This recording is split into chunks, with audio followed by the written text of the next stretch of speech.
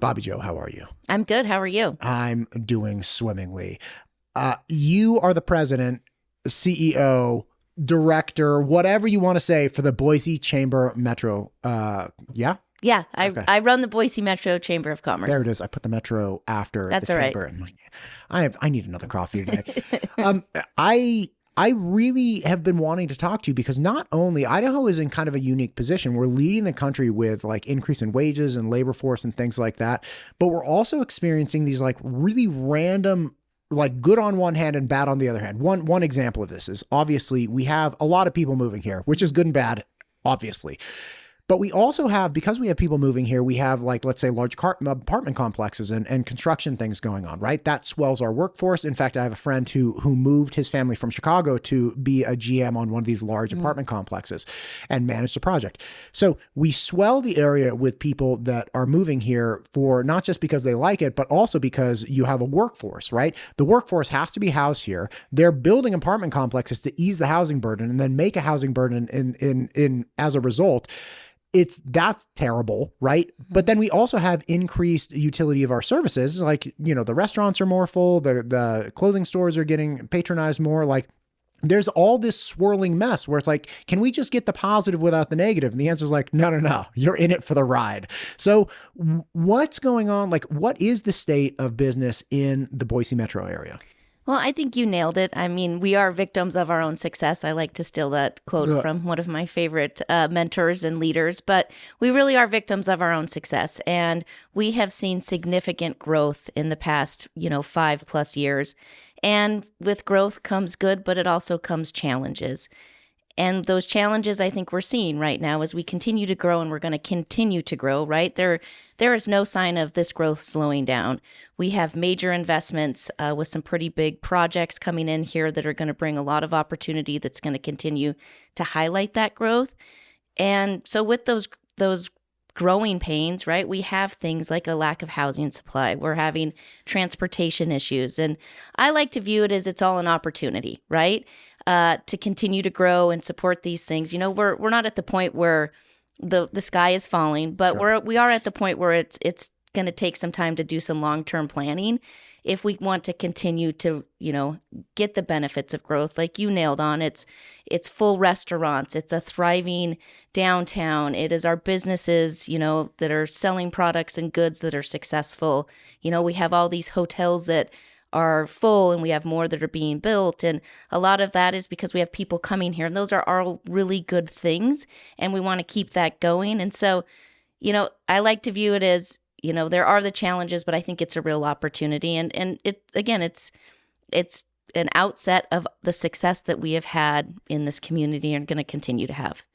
What you represent a wide variety of members that come to you to help promote and sustain their business, make connections, things like that. What are the trends as far as ballooning businesses? Because especially over the COVID years, terrible time. Let's not look at the bad time, but there was a real shrinking and damaging of a lot of, say, service industry, based jobs, right? Like restaurants and whatnot. A lot of them, especially in my former state of California, like just shrank and died. Right. And these were things that are not coming back. Like restaurant owners do not have elasticity, like perhaps, I don't know, like an insurance agent, right? Like the capital investment, the leases, the developing a certain, patronage, like all of these things just go away, and they're very, very slow it's like you go up the stairs and then you take the elevator straight down. So with that, what do you guys see as far as developing businesses? Like, is there a trend more towards service oriented businesses or what are you seeing? So I think it's kind of twofold. So we have a very strong hospitality industry. And you hear me refer back to, during the pandemic. And during the pandemic, a lot of downtowns, their downtown offices and restaurants were vacated. Yes. That was not the case here. We're really lucky, right? A lot of our businesses stayed open. They were thriving. They didn't move out. Because of that, we started to see a real increase in the demand to host conferences and things like that in our area, which has just grown that hospitality industry. And so, people come to Boise and they're like, wow, it's so clean and you can walk around easily and there's a lot of access to restaurants and really cool things. And And we just continue to see more growth when it comes to that hospitality industry. And I really do think it's a unique for cities, right, that went through a pandemic where they did lose a lot of that vibrance of their downtown, which does drive that hospitality industry. We were able to, I think grow ours from that. And then, obviously add on top of that all the beautiful things we have around here, right? We have access to any sort of outdoor activity you want. We have a strong kind of vineyard like wine industry that's starting to pop up. So I think you're seeing a lot of growth and strength in the hospitality industry. I mean, you just look downtown here and see how many new hotels there are and ones being built, right? That's a sign right there. But then also it's really unique for us is, we're growing in our tech sector, right? With the expansion of Micron being awarded one of the chip recipients, that is going to continue to bring huge investments into the state with, just what they're doing alone, but the supply chain, right? Can you explain that? Because I did speak with Senator Risch, and he was talking about it's the CHIPS Act, correct? Correct. And we didn't have a ton of time, and I didn't want to derail him from his commentary. But can you explain the CHIPS Act and essentially what Micron as this beautiful, Idaho-based hub is doing? So the whole goal of the CHIPS Act, and in that whole effort was to bring that production back into the United States. We've gotten so dependent on the manufacturing of chips, which are critical in all sorts of things that make everything run in the world today. And most of it's overseas. So the point of the CHIPS Act was to get that production back here into the United States. And so Micron right now, they're headquartered here in Boise, and all of the research and development is done here. So what this project will do is it's going to bring actual production of chips to the Treasure Valley. And it's a really a national security thing. We're bringing it back to the United States, and it's going to be produced right here in Boise. So I believe there were 6 entities that were awarded CHIPS Acts. Don't quote me on that, but I believe it was 6, and Boise was one of those. That's awesome. Yeah, it's a really cool opportunity. And I think what's even cooler about it is, Micron is a homegrown Idaho company, right? They started here, they've grown here, and they're going to continue to grow here. And I think that's really special. And, not only the investments and what they have brought to the community just with their years of, being committed to this community, what this project is going to bring with just additional jobs and opportunities, the talent it's going to bring, the talent it's going to expand. It's a really cool opportunity for the community and for the state. I was just speaking with our representative church, Monica Church, and she brought up the problem with the minimum wage regarding a service-oriented worker. So a restaurant worker, say I'm a server, although the federal minimum wage is $7.75 right. or something, the Idaho minimum wage is $3.25, and you have to make at least enough in tips to tip yourself over that minimum wage, right? A lot of criticism of rebounding economies has been, or rebounding, let's say unemployment, right? Mm-hmm. Is they're like, okay, yeah, but the jobs that people have added are these really low end, hospitality service oriented jobs. They're not jobs that, you don't raise a family on and things of that nature. What are the types of jobs that are being created in the Boise area? I mean, obviously we have a thriving hospitality. So we need bartenders and servers and dishwashers and things like that. But do we have a really robust, professional blossoming? Yeah, for sure. We have a huge sector of professional development, jobs, if it be tech, manufacturing. We are a pretty diverse economy if you look at the whole MSA here. And so I think that was another thing too that we saw with the pandemic is remote work, right? And because of that remote work, we got a lot of folks who, that brought in talent here because they could work, from wherever they wanted to. And so, it's not just whereas we have a thriving hospitality sector, right? We're growing jobs in the professional development sectors as well, right? And I think another thing to go back to that is, with such a tight labor market, the wages in hospitality and those sectors have increased too, right? Because there's such demand for talent. But we're really lucky because we're not dependent on one thing, right? We have a diverse economy sector and diverse job growth. And I think that's part of the reason you're seeing growth, right? Is businesses want to go where they know they have a talent pipeline, and they see that here. They see that there is the potential here to have a talent pipeline to support whatever industry or sector they may be developing or growing out. That's good to know. There's a concern with, there's a big discussion going on with Medicaid expansion, right? And whether or not it was whether or not it was the right thing to do. And it was drawn up by a citizens initiative, obviously. So the people of Idaho wanted it. And it has ended up costing more than people thought, right? And I think initially the slotted amount was like $40 million, and now it's up to $100 million. Now, the total cost of it all is closer to $1 billion, but the federal government covers 90% of it.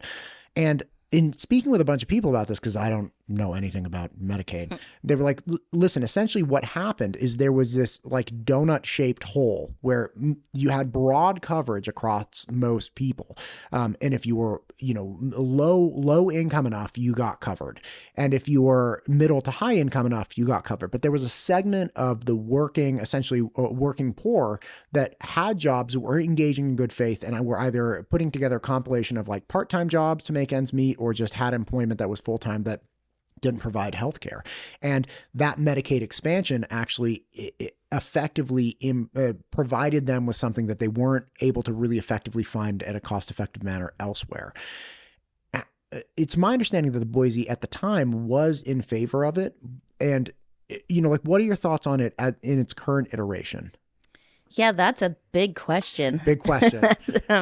And it's a big topic right now, on the federal and the state level. Right. So we have a policy committee at the Boise Metro Chamber, and we meet once a week to talk about issues. And we just had our meeting yesterday, and Medicaid was a discussion. God. Right? I nailed it. You nailed it. So, but I'm not going to try to pretend like I'm an expert on Medicaid Sure. or Medicaid expansion. So, I know enough to be dangerous. So I think what you're referring to is there was a population that was on the state exchange, and because how Medicaid was rolled out and how it worked, they got kicked off the state exchange, right? And so I think that's what you're referring to.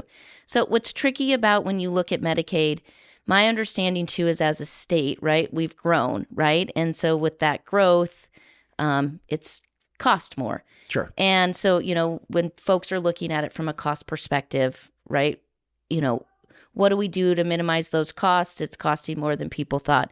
Again, it was voted in by the people, right? It was overwhelmingly, I think it was 60% that it was voted in. So I think a lot of the conversation, right, from policy folks is how do we control the costs? What do we do?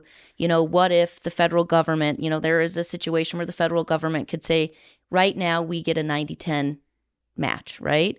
There's a situation where the federal government could say, because they're looking at ways that they cut costs, reduce the budget, all of those things, that we're going to do, a 70-30 match, right? And so then the state would have to make up those Sure. dollars. And so in response to that, there's all sorts of proposals. There's been proposals to have work requirements. I believe it was last year or maybe the year before, there was a bill that was passed that said, if the match does go away from 90-10, it would create a trigger, which would say then the group would be brought together to study it, to figure out what we do as a state. Gotcha. Now I think all of it has been kind of elevated because we have a new administration that is really focusing in on ways to cut costs.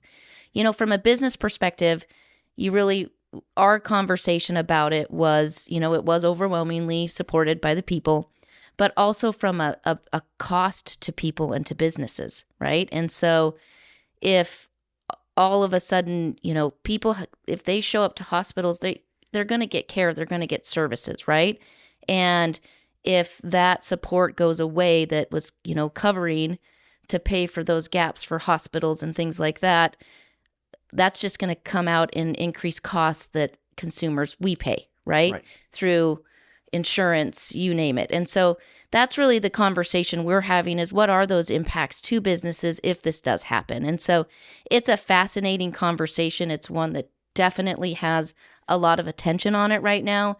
And it's going to be interesting to see maybe what moves from the legislature and kind of responses to that. But it is, from a business perspective, without having those services paid for, that you still have to provide those services, right? What is that cost that's going to be passed down to the consumer? And again, I'm by no means a Medicaid expert. You're great. You're great. I had no idea that you had your policy meeting yesterday. Like, what else did you talk about? Oh, well, we talked about. I'm curious. And may I ask, does the Boise Metro essentially function as like an upside down funnel where like you have membership and they come to you and they're like, hey, Bobbi-Jo, these are problems that we're arriving to. Like, can you help us articulate this to the legislature? And then you, at least one function would be you collecting that information from the ground up and then going to the legislature, say, hey, I represent these businesses with this GDP, like whatever it might be. And like, this is going to be a problem for us. Is that like effectively one of the aspects of the 100%. So that's why you're having policy meetings. Yeah. Like we got to talk to our people and understand how this is affecting everyone. Yeah. So, one of the kind of pillars, I guess you could say, of the Boise Metro is advocacy, right? It is advocating on the needs of our businesses. And we have a diverse group of businesses. And so we really try to focus on things that kind of keep it in those buckets, right? Of education, transportation, healthcare, economic development, taxes, those things that really do impact all businesses. And so, we meet once a week to discuss, what's going on in the legislature. And it's not just state issues, right? Like as a chamber, we deeply care and follow what's going on at a local level and at a federal level. But right now, obviously, with the legislature in town, that is a big priority of, making sure we're, staying on top of things where we need to. And so, we meet every Wednesday. And so we had our meeting yesterday. And we did. Medicaid was a discussion because there were some bills that have dropped and are going to continue to drop. Tax, there was a big income tax bill that dropped. So we talked about that. And then education, which I'm sure, the guest that was in here before me, you guys talked about that, right? That's a big topic right now. We actually, amazingly, I've been having so many conversations about vouchers and whatnot that I was like, let's just talk about something else. Let's just not. Can we just not? And I got like an ISBA gal coming in this evening and that's going to be great. Like I'm down for the conversation. It's so interesting how certain topics just suck the oxygen out of the room. It's like, there are other things going on in the state besides like private versus public funding. Like we have other really important things that we should be covering and figuring out. And it's like, those things don't even get the light of day because everybody's like this one issue. So no, we didn't talk about what's the concern with the Boise Metro regarding, or what's the position regarding schools? So, no position taken yet. It's just really, education. Education is a huge priority for the business community. And, you need an educated workforce. That's kind of given, right? And it's being educated in different ways, right? Different pathways, and supporting public schools has been a big priority for the chamber of supporting that system. And so right now it's really just keeping up to date. We had a presenter come in who went through both all the bills that are out there and kind of said, went through what was in all of them. And so we could better understand. So really just kind of a knowledge right now of seeing what's in them. And obviously there's things that I think my crew is pretty excited about, but then other things maybe want to take some time and learn more about it and see what happens. When you talk about an educated workforce, like, I'm pro-education. And if that's, charter school, if it's public school, if it's private, if it's homeschool, whatever, like I'm pro-education. Like we need to get the most educated workforce possible. There is a deep and very clear question about like, okay, what education, right? Like, we need relevance. We don't need education from yesteryear. We need education that's meaningful today, right now, or will set people up to be able to be adaptable for what needs the workforce has that are coming in the future. So when you talk about an educated workforce, like what are your employers looking for? Is it all like, hey, we need computer science people, or we need like journalists, or we need like, what is that education that's relevant to you? So I think you might be maybe bugging my office, or you have some insight somehow. No, I had no idea you guys even do policy stuff. Like this is a much more interesting conversation.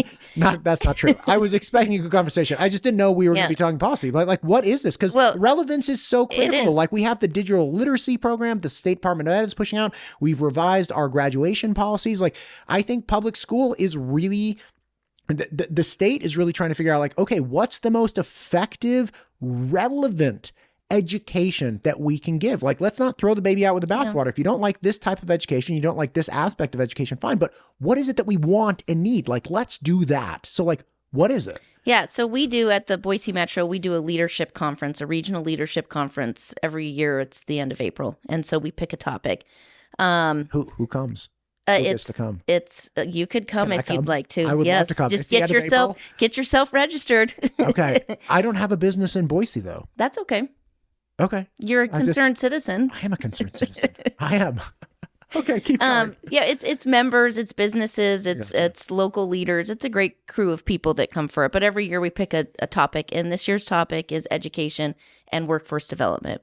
And it's really highlighting there's been such an intersection between the two, right? You can't talk with one without talking about the other. And so really focusing on kind of how our education system has transformed, and then focusing on how, what are we doing by connecting industry and education to prepare the future workforce, because it's supporting all pathways, right?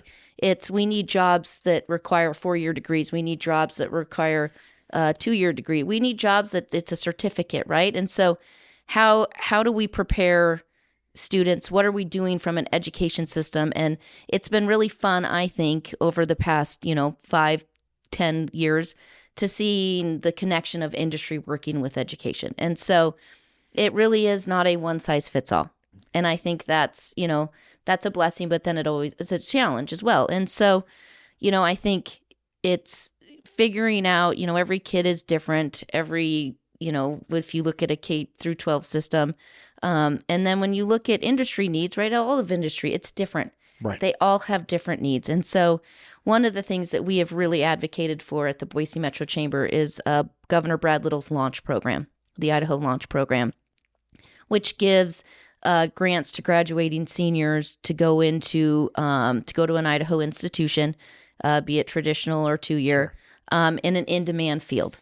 And we are really excited about that, because that is, I think one of the things it's doing is it's starting to get kids when they're a little younger to start thinking about maybe what they might be interested in, and being exposed to that and seeing what their opportunities are. And so already with that program, I think they've awarded 2 classes so far.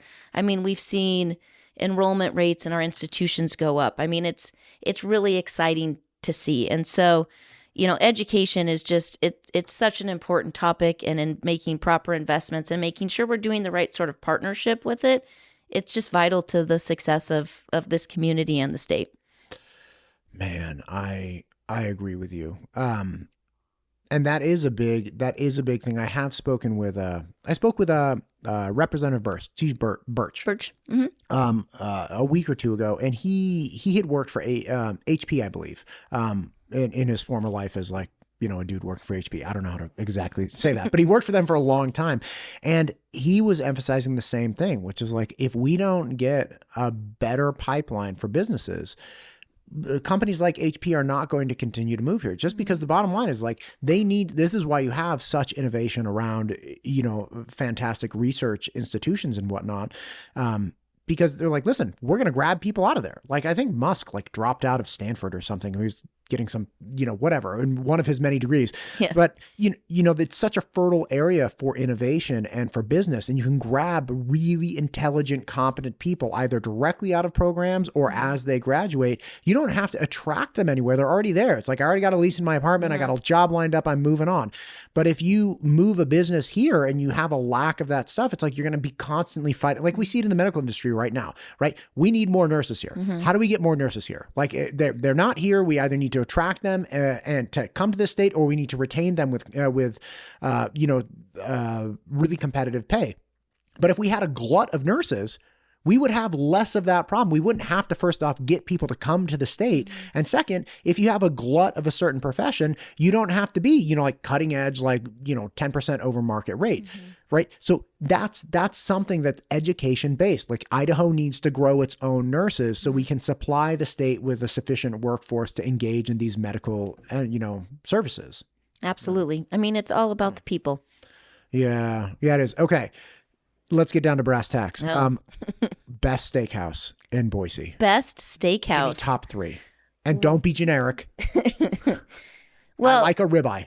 Keep you your like a fillet. ribeye. Keep your fillet. I don't care about the fillet. Well, we have a lot of very good members of the Boise Metro Chamber. My gosh, I know. That I serve put you on the spot. delicious steaks. I So can it'd ask be you really hard for me questions. to pick one of them. I can ask you questions about like your policy all day long, Yeah. but I'm like, pick a Chinese food place. You're like, I can't do this. But I'd be happy to send you our member list of restaurants that offer up a steak. I love that you actually are like, this is a hard red line. I can't answer this question. You're like, I'll talk workforce and school all day. Don't ask me about the ribeyes. Okay, well, like, but this is what you guys do to some degree. Like, you promote localized services. So, like, Absolutely. what services do you like? Like, I love Fun Nueva. That's great. I love Matador. They have like an incredible nacho. Their nachos are lit. Really, they're really, really good. Their carnitas are delicious. They make their own chips. Like, what else? I think we're really lucky. We have great restaurant options in this area. Like, we really do. We have That a shall lot of not be named. very good they're all great. I mean, I want everyone to go out and support, What's all of our What's the business. last business you ate at? What's the last business What's the I last ate restaurant? Just like, and this one is not a gotcha. Like, but what's the last one you went to? at? I had breakfast at Moon's yesterday. Moons. I haven't had Moons. Yeah. Yeah. Is what's the small place right across from like the bank? It's like a tiny hole in the wall. Like Goldie's. Goldie's is so good. Yeah. They, It is good. You know what's amazing about them too? I have actually sworn off a lot of breakfast places. Why? No, hang with me. Hang on. Cost of eggs gotten to you? Hang on. I don't even believe that. Like if the cost of eggs go up 50 cents, like the plate doesn't have to go up $5, right? Like I don't subscribe to that. But like there's a place that I was going to. Like I love old school breakfast diners, right? Like the thing that Denny's was based off of, whatever it was before Denny's, I love that place with like the super thick coffee mugs that don't actually hold that much coffee and like they're constantly refilling them. My wife very kindly got me this like goblet coffee mugs for Christmas, and they were really great. Like I'm a texture guy too, so they have like this matte finish on them. Big fan, but they carry like 32 ounces of coffee. So like I get a quarter of the way through and the coffee's cold. So like I'm a coffee house guy where it's like it doesn't hold that much. You're constantly refreshing it. I'm all in, right? And the problem is we found one that we really liked that was in the Eagle area. Okay. I was like, this is great because my wife and I were both SAT tutors. So all we did our entire professional careers was we'd hang out in the morning, like either with our kids or before we had kids. All we did before we had kids and like when we were married, we'd go to breakfast like 3-4 times a week because we would work from 2 o'clock to 10 or 4 o'clock to 10 or like midnight, whatever. But that's when kids were out of school. Yeah. So we just hung out all day, like, go to the gym, get breakfast, the whole thing. So anyway, my point is I find one and I was like, hon, I think I found it. Like, this is our spot. She got super excited. I was super excited, but we went there a couple times and it was like $18 a person, $20 a person. And I was getting an omelet that was like this big with some like sad hash browns on the side. And like, yeah, the coffee was fine. But like, anyway, my point is Goldie's does not mess around. Like you get their 3-item combo, whatever it is, the top left of the front page of the menu. And it's like more food than I can eat. I'm like, this is it. Like, and I can't remember, it's like $16-17, but I'm like, this is value. Like this is fantastic. And their sausage is really good. Like, yeah, I got a special place in my heart for Goldie's. Yeah, they're good. Like that's a good restaurant. We've got some good breakfast restaurants here, and definitely Goldie's is one of them. And you and said Moons, Moons? Moons is good. Where's Moons? So Moons just moved. They're in the Zion's Bank building. Oh, okay. Do they have big coffee cups? No. No, they're the little ones. Well, I mean, I don't know, like the normal, but there's nothing better than when they refill your cup and that first drink, that first sip. It's just like heaven. It's the best. It's so good. I have a friend who's Mormon, which is not surprising in this state. So I was like, she's great, and I'm always drinking coffee. When I actually had to cut out afternoon coffee because I'm Same. No, but listen, I can usually drink coffee like as I'm falling asleep. Like there are stains on the pillowcase because I'm like taking a sip. I'm like it doesn't affect me at all. But like I've been doing so many interviews that I think my head gets going so fast with things that like I can't sleep. So I had to cut out afternoon coffee. Yeah. It's very sad. When the legislative session is over, I'm going right I've back. tried to do that too. You drink too much, it like kind of messes with your blood sugar too at times. I don't suffer from that affliction. I mean, like too Forget my much. You get blood- like a little shaky. I don't believe in lab tests. You don't believe in blood sugar? No, I don't believe. Okay, listen. Last time I go to the doctor, like I had this was like I was 37 and I had this thing on my finger. I was like, ow. So I have to go to this doctor because it was like, when you hit your finger and you're like, ow, that really hurts. You have like an infected cuticle or something. Yeah. So I was like, I'm going to go to the doctor because this one really, really hurts. And so he's like, well, let's make sure it's not like staph or something. I was like, okay, fine. So he does a blood test. Now, mind you, at the time, I'm like 180 pounds. I'm 6'2". I could run a marathon. Like I can keep my heart rate at 190 for like an hour. Like it's no problem. And he comes back. He's like, well, your cholesterol's high, but with proper diet and exercise, we can like get it down. I was like, I'm never listening to you again. What about my finger? Did you get your finger fixed? It's fine. My finger was fine. I soaked it in dumb like salt water for a while. Like it was the dumbest thing ever. Anyway, the doctor's not dumb. The situation was dumb. Yeah. He was really funny too. He's this Russian guy with this thick Russian accent. He's like, are you taking any medications? And I was like, no, doctor, I'm not. He's like, oh, we could fix that. And I'm like, right. So I was like, what is happening? Anyway, the point is, I don't even remember what the point is. I just like the doctor, the blood. Oh, I don't believe in blood. I don't get blood tests. I'm sure my doctor hates me. Like, I'm sorry, St. Luke's doctor.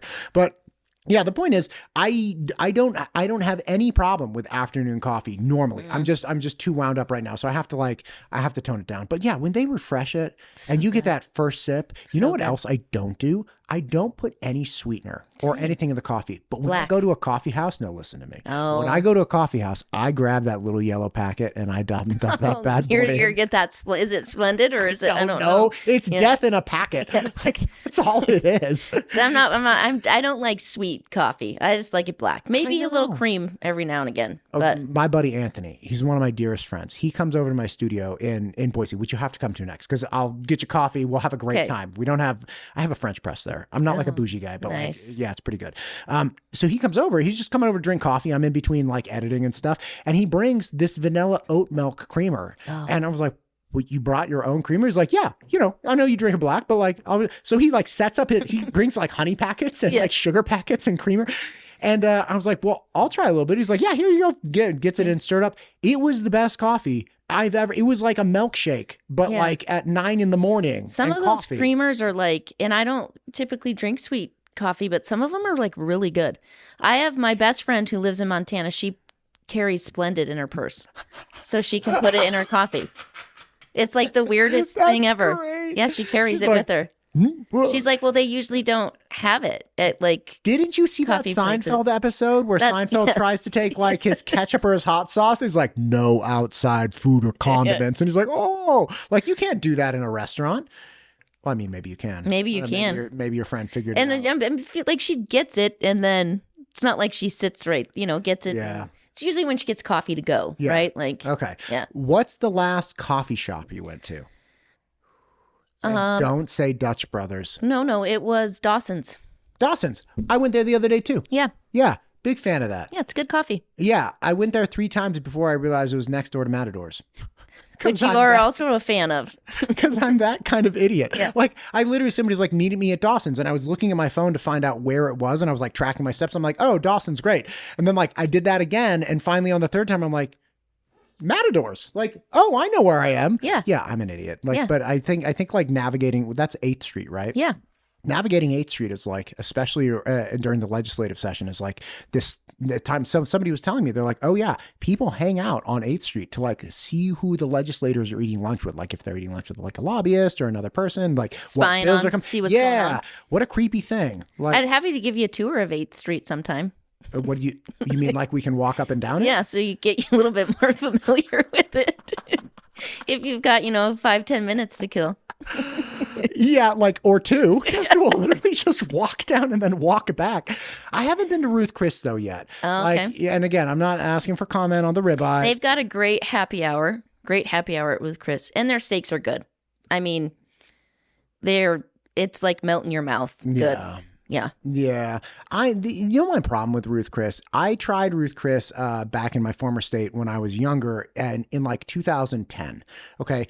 There was this place that nobody's ever going to go to called Forbes Mill, right back in Danville. And it was fantastic. And my wife and I, working broke young couple, right? Like working 7 days a week. And once every 6 months, we'd treat ourselves. It's like we'd go get like a steak, right? Right. And we would go to Forbes Mill and Forbes Mill was like doing anything to get people in the door in like 2009, 2010. So like they had this owner's cut, right? It was like this prime rib. God, oh, watch out.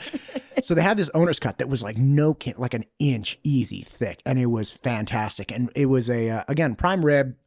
Came with potatoes. You could get cream spinach on the side, which was lit. And like, I would get broccoli. She did the cream spinach. But it had all this stuff. And they had this blackened rub that they put on their standard ribeye. And we're like, can you just do the prime rib with a blackened? They're like, we got you. Yeah. And then this garlic, like red burgundy butter that they melted on top. And you're like, oh my God, like my mouth is watering right now. I remember it very fondly. And around the same, so this was like our once every 6 month thing. And it was this like great experience.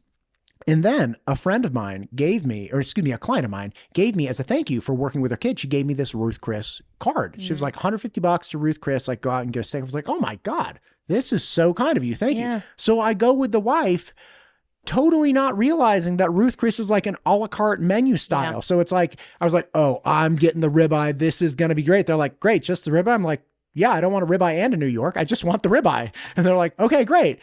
And it was just the ribeye. Yeah. I was like, can I get some broccoli?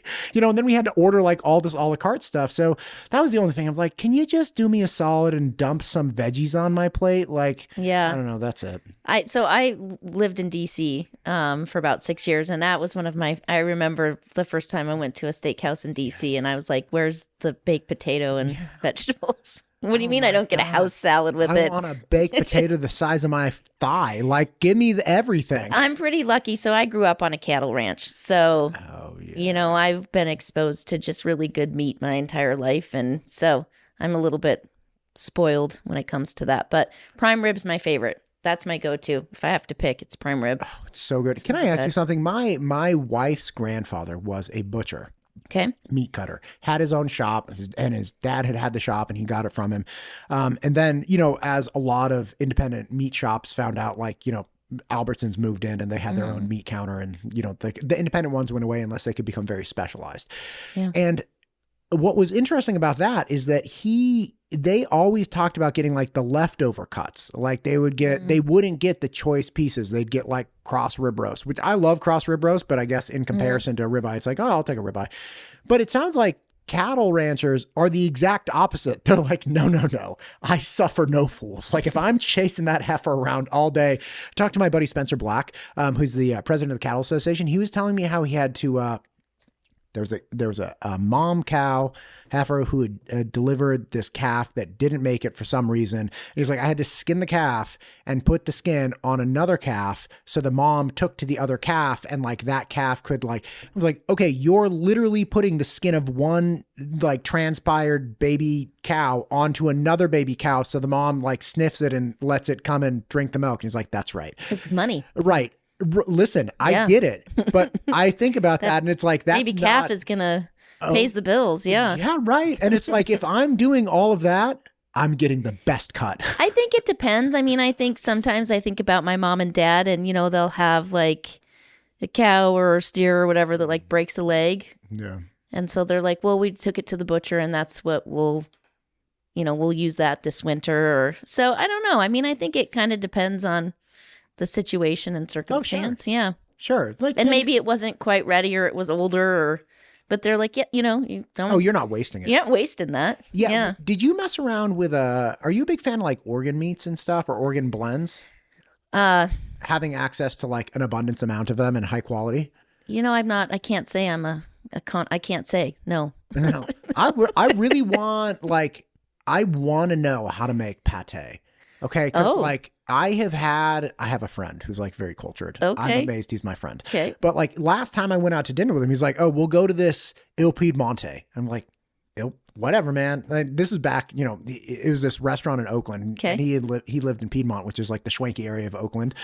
And they're like up on a hill and they're like, don't come into Piedmont. Anyway, so he takes me to this place. I'm like, great. And they don't even have like a proper meal, like a bunch of like butcher block boards come out with like meats and stuff on them. I'm like, okay, like I'm down with meat. And then they can bring out these jars of this gray stuff, pate, with like this fat layer on top that's a solid centimeter. It starts cracking through and putting it on this little like crostini bread. I don't know the vocabulary, but like toasted bread. Yes. Right. And they were bringing out like a selection of different pates with like garlic and all these kinds of things. Like, this is really good. Now, definitely smelled like cat food, but But it was really good. I'm like, if I knew how to make pate, I would be all about getting livers from like ranchers and just making the stuff. But it's almost like that, a bygone era of culinary expertise for like the average person be able to mess around with liver. I think you've just found yourself a challenge. Oh my God. Right? Is there anybody that you know of in the Boise Metro that does pate? I'm going to find out. But I'll find out now. If you find out, Okay. can we shoot an episode where Yes. we're both eating pate? You bet. Let's do it. I want With Idaho wine. Listen, I am all in. Can we just do that? Can we showcase? Like, look, you got 10 great steakhouses. Like, I'm doing this with the Eagle Chain. We're doing a burger brawl where it's like, we're going to go let's around. highlight Like, some members. I love it. Let's do highlighting steaks. Let's do Let's it. highlight breakfast places. Yeah. Like, let's do it. And like, because this is a big problem. All right. Everyone that I know that moves here, dum-dums like me, who don't know anything about the area, it's like this slog to find the places that are really good. Like, I don't know if you've ever tried it, but Boise Thai noodle, it's on Chinden. Super good. Like, they're delicious. I'm like, this is fantastic. Pho Nueva. Big fan of pho. Their spicy chicken, fantastic and great value. Like, you get a giant bowl the size of your chest. It's just like huge and just spilling it on. Like, but it takes a while to collect those places. If we could fast track and help let's people highlight be like, some of them. listen, you want steak? Here you go. You want noodles? Go here. You want like an awesome breakfast place? Tiny coffee cups that always refill just right? Go to these 3 places. Like, let's just do that. Let's do it. I love it. God bless it. I like it. Let's do it. I'm hungry now. I got beef jerky. Pate or whatever it's called. You could just grind up your beef jerky real fine and add a little water to it. A little beef broth. Does not sound even remotely. No, they do some weird thing like it's garlicky rosemary like goodness that you're just like, this looks and it looks disgusting, but it's so good. Well, I'm going to find out. I'm going to find out if anyone's doing it. Listen, Bobbi-Jo, we're going to do the pate episode next. Okay, I can't wait. love it. It's going to be great. Listen, I know it's a working day. It sounds like you got a lot of legislative things with like policies you got to keep covering. Please come back. Is there anything that you want to cover here at the end? No, thanks for the opportunity. You know, anytime I can get the opportunity to highlight the Boise Metro Chamber or talk about our community, I really appreciate that. And I enjoy your show. You do a good job. Like I told you earlier, of you bring in a lot of diverse backgrounds and thoughts. And I think that's really cool. So look forward to more conversations with you. Yeah, I tell you, Idaho is a wild place, man. I love the people. I love the ideas. Like, watching the politics play out here is like, wow, this is so, like, when I was a younger person, I used to get, when I knew very little, and I would get an injection of very one-sided. And I, like a lot of people, I get very worked up. I'm like, oh my gosh, like, I can't believe people are doing this. Like, oh, this is crazy. And now I'm just like, this is lit. Like, holy cow. And again, then digging in, what's really interesting is I have yet to speak to somebody who has a position that I initially would think like, that's crazy, and not see like, oh, wow, they have a point. Like, I had never thought about it. So like, it's exciting every day. I think that's like the cool thing about collaboration and talking is you talk through something and, you might have different thoughts or views, but you learn something from the person and you can appreciate, I guess, where they're coming from. And I think that's really important to, respect where people are, even if it's not where you are, right? Right. How do you come to that middle ground where you can get things done? Yeah. Did you ever see the ridiculous South Park episode about the Museum of Tolerance? No. Oh my God.